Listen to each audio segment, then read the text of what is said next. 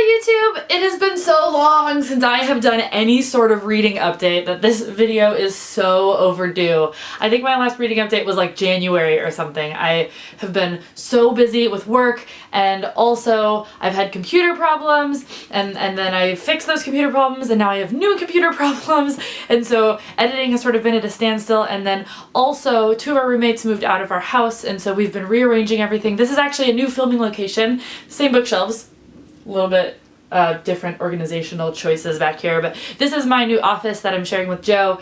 It's not entirely put together and ready, so once everything looks nice, I'm gonna do a house tour video for you guys to show you all of the changes that we've made, but I'll be filming videos here from now on. It shouldn't look too different except that there will be art over here eventually. Right now it's just blank. But I'm gonna go back through all of the books that I've read since the last time I made an update to fill you guys in on what's been going on. I've actually managed to read a good number of books, I just haven't had time to make videos about them. So here's what I read. So the first book that I've read since I made a video was A Darker Shade of Magic, which is the first book in the Shades of Magic series. I can't remember what the series was called. This is by V.E. Schwab. I listened to the audiobook of this with Joe. He really loved it. I really liked it, but have a little bit of trouble listening to fantasy books on audiobook. For some reason, my mind wanders a lot. So I liked this book a lot, but I almost want to reread the paper version just to like absorb more of the details than I did the first time around. But I did enjoy it, and I went to go see V.E. Schwab when she was here in Seattle,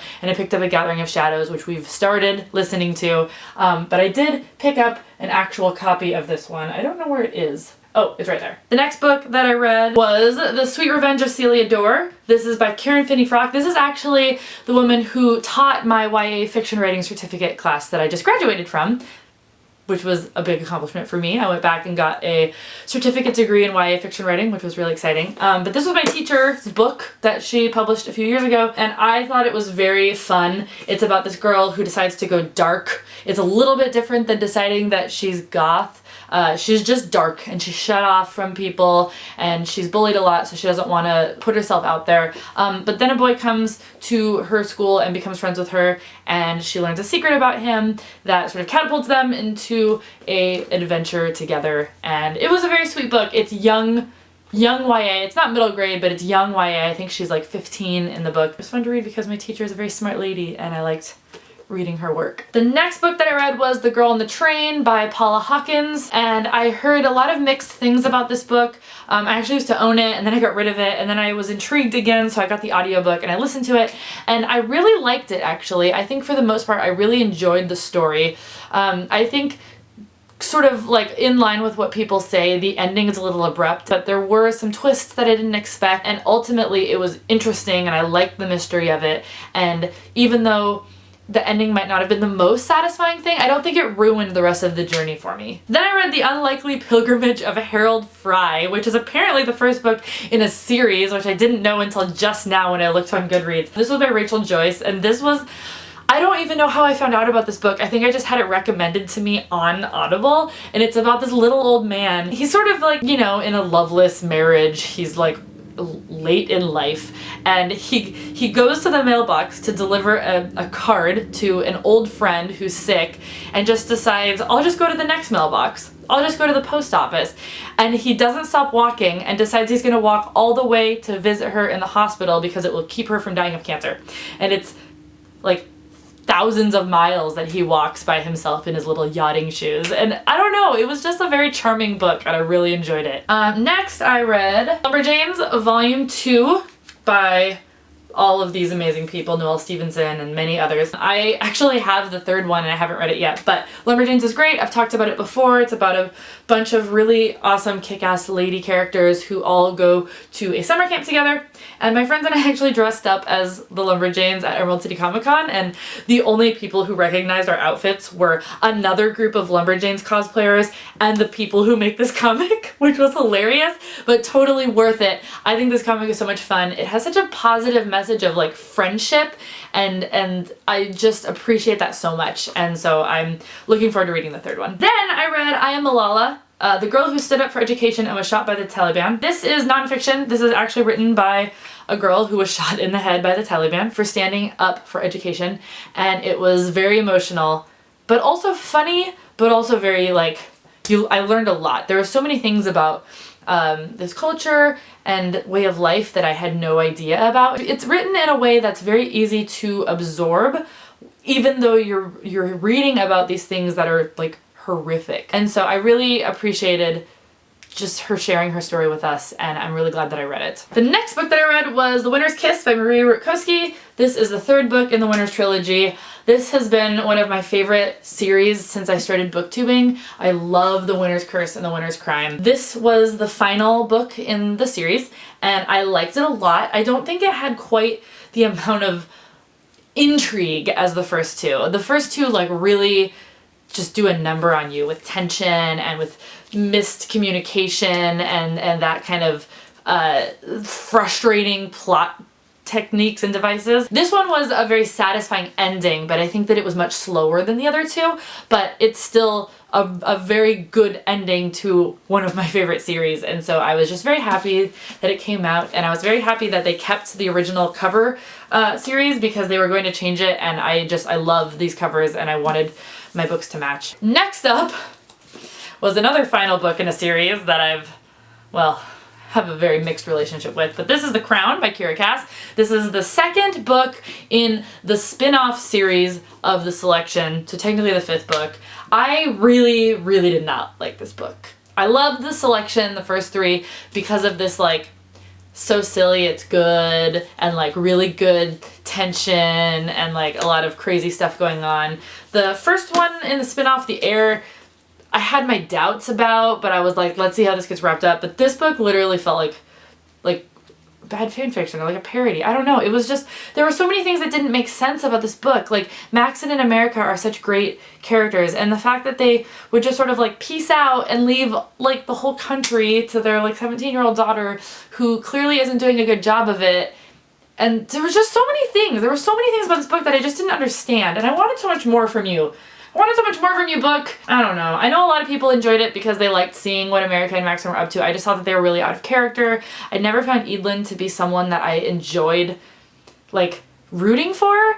And I'm just sad. I was sad because I loved these books and I was so excited for more. And this just kind of let me down. But then I read Aristotle and Dante Discover the Secrets of the Universe by Benjamin Aliresanes. And this book was amazing. I actually listened to the audiobook for this one as well, even though I own the physical copy. The audiobook was incredible. I cried a lot. I just felt these characters were so like complex and real and deep, and I was just like, I was with this book every step of the way. It made me feel things. I like really felt like I was going on this journey with these teenage boys. I just really cannot recommend this book enough. It has plenty of awards here. A lot of people recommended this book to me, and I don't know why it took me so long to read it because everyone is right. This book is awesome. Then I had a couple more audiobook situations. I listened to I Woke Up Dead at the Mall by Judy Sheehan. This book was kind of fun. It was about a girl who, she's a New Yorker and she is poisoned and she wakes up and she's dead. And her sort of like purgatory place is in the Mall of America in Minnesota, which is apparently not a place that New Yorkers are really like excited about in general. And I kind of like that idea. There were a lot of like cool, interesting takes on the afterlife. Ultimately, I felt like there was a huge amount of insta-love in this book that I wasn't super buying, and then I don't really want to spoil it for people, but like this stuff happens where like I didn't personally believe that the main character was all that special, and a lot of special things happened to her, and so it was a little bit hard to suspend my disbelief.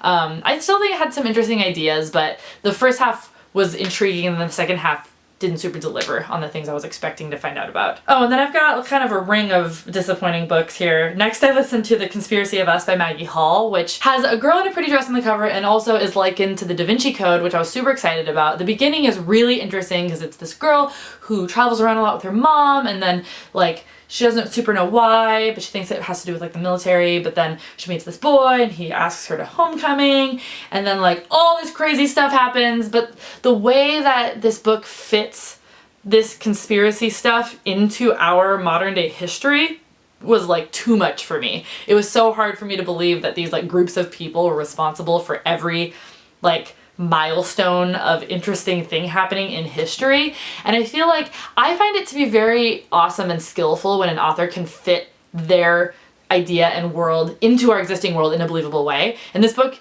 didn't entirely do that for me. And then there was also like some love triangle stuff going on where I didn't super buy it, which made it really hard. So both of those things were distracting me from the mystery, which is what I was really excited about.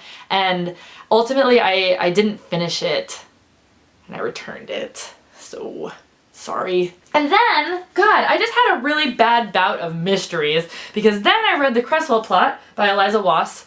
This actually just came out. This book was super cool. The way that they sent it out, their marketing was awesome because they sent it to a bunch of YouTube book reviewers in a box of dirt, and you actually had to like dig the book out of dirt, which I thought was awesome. Had to sweep up my entire kitchen, but it was worth it. And right away, this book was super cool. So it's about this family. They like live in the woods. There's 6 kids. The dad believes that they're the only ones who are going to heaven, and each of the 6 kids is paired up with another kid, and they're all supposed to marry each other, like, in heaven. And it's really weird. And then the kids find out they found out a couple years prior to when this book takes place that, like, that's weird and that siblings aren't supposed to marry each other. And, like, they're starting to get a sense that the rest of the world doesn't work this way. And the whole book was sort of, like, marketed around these, like, mysteries about this family that have to be dug up. And then I kind of felt like the book forgot it was a mystery because I was really on board and I was really enjoying it, and then it just sort of ends without addressing like most of the things that I thought were going to be exciting to find out.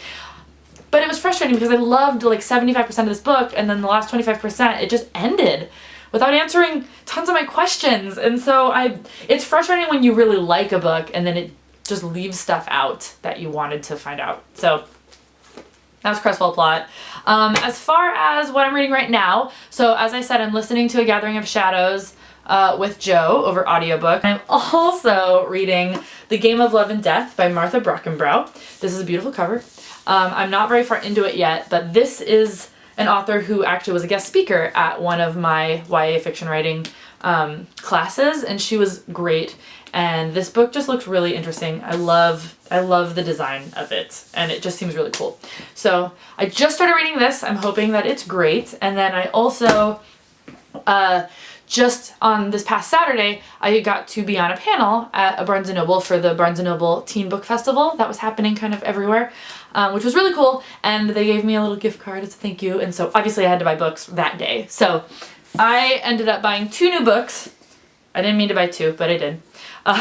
One of them is Scarlett Epstein Hates It Here by Anna Breslaw. This is a book I've had my eye on for a while because it's about a girl who I believe is bullied in school, and so she goes and she just like ignores all the bullies by writing a bunch of fan fiction. And then I can't remember if people at school like find out about her fan fiction, but really any book that's about fan fiction, like, I'm probably going to get behind. So I'm really excited to read this. I thought the cover was really cool.